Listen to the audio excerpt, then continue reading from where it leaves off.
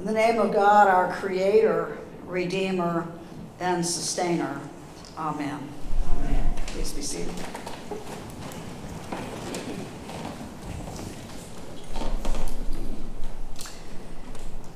In the year 563 AD, he traveled to Scotland with 12 companions in a wicker carash, which was a light, buoyant, affordable, and adaptable craft that could be launched and beached in the most exposed or remotest places.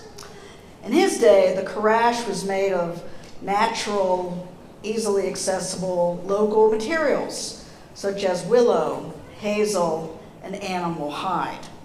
And he needed such a craft to go where he was heading, for he was going to a pretty remote place. He was heading to the island of Iona, which was given to him perhaps by his kinsman, King of Dalriata, who maybe had invited him to come to Scotland in the first place. We don't know. But we do know this traveler, his name was Columba. It was there on Iona that Columba founded the cradle of Christianity in the whole of the British Isles. And Columba, he was a very energetic missionary.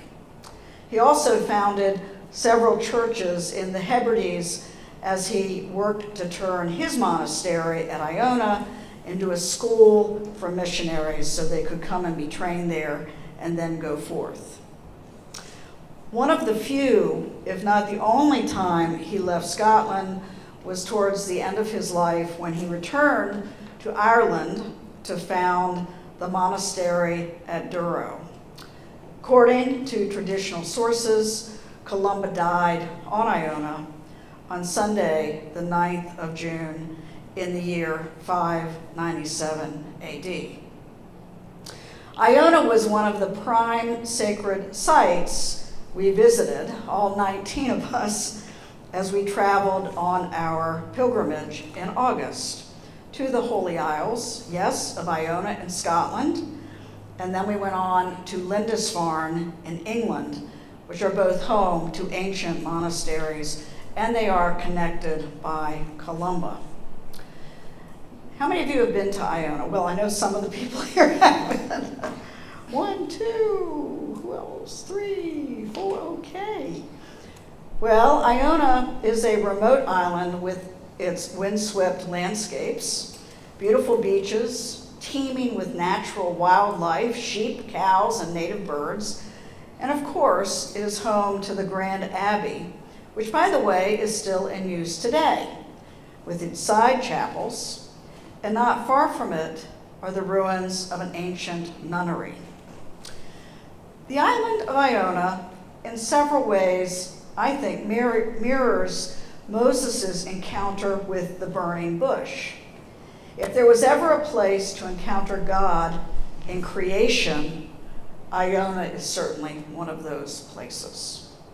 No matter where one goes on the island, the opportunities to hear God's voice in the surf and the wind, in the silence, in the landscapes, and in the ancient buildings are abundant. And all one must do to maybe hear this voice of God is to take the risk like Moses, to turn aside and see these things with an open heart to experience God maybe in a new way. Maybe in the same way as Moses, to feel the essence of the great I am in a new way. Now, the Hebrew name God claims for himself, herself, is I am. And this is a name that is not finite, and it cannot be boxed in by human beings and our self-centered ways of thinking and feeling. But the word I am is a wide and expansive name when it comes to God's essence, which is a God of freedom. I am the one who will love those whom I choose to love. I am the one who will show mercy to those whom I choose to show mercy. I am the one who will redeem those whom I choose to redeem. Now, I share this experience on Iona because I realized anew during the pilgrimage that we don't have to travel thousands of miles and take buses and ferries to encounter God in such a place. God meets us wherever we are. And sometimes God meets us in the harshest of places. See, Columba never envisioned that Iona over the centuries would become such a sought-out sacred place for pilgrims. When he arrived, it was a harsh environment. I can imagine him saying to God, "Why in the world have you brought me here?" to this isolated place with no shelter, no food, and oh my gosh, the challenge of befriending the hostile native Celts who had lived on the island for centuries. So Columba is certainly a stellar example of a disciple of Christ, as our gospel says, denying himself and taking up a cross to follow him. Columba was willing to lose his life and save who he really was as a missionary. The missionary God was calling to preach, teach, and heal in a foreign land. While I was on Iona, I started reflecting upon the harsh lands life has taken me to. Lands that I have had to be drugged to kicking and screaming.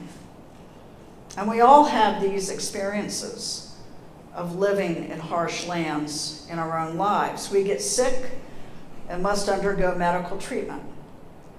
Our loved ones die. We're laid off from a job. Our marriage or significant relationship ends. Our faith is challenged and we feel God's terrible absence.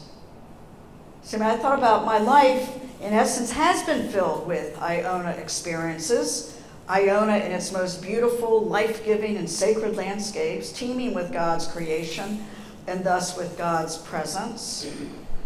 But maybe like you, my life has also been filled with painful, dark, and lonely landscapes, where even beauty, sunshine, and hope cannot break through. And we may be left wondering, how will we ever build up again the bricks and mortar of our lives and find the spiritual nourishment we need to survive and go on. I had this kind of paradox experience, the wonder of Iona, the beauty of Iona, and then I met a man later on as I was traveling who was living in such a dark place. His name is Tom. And I encountered him on the streets of London. He is certainly a man whose life is filled with pain and dark and lonely landscapes. And I met him sitting in the entrance of one of London's tube stations. You can see kind of how that might not look like Iona. As I exited the station, I noticed him, but I walked by at first. And then something drew me to return to him. I knelt beside him, and I asked him his name, and I gave him a £5 note. And I was embarrassed. I didn't have more pounds on me to give. His eyes lit up as I asked his name. He probably hadn't anybody do that, and I don't know how long. And then he asked my name, and I told him I was Joan. And I told him I would pray for him. And with bright eyes and a smile, he said to me, "Bless you, Joan. Bless you, bless you, bless you."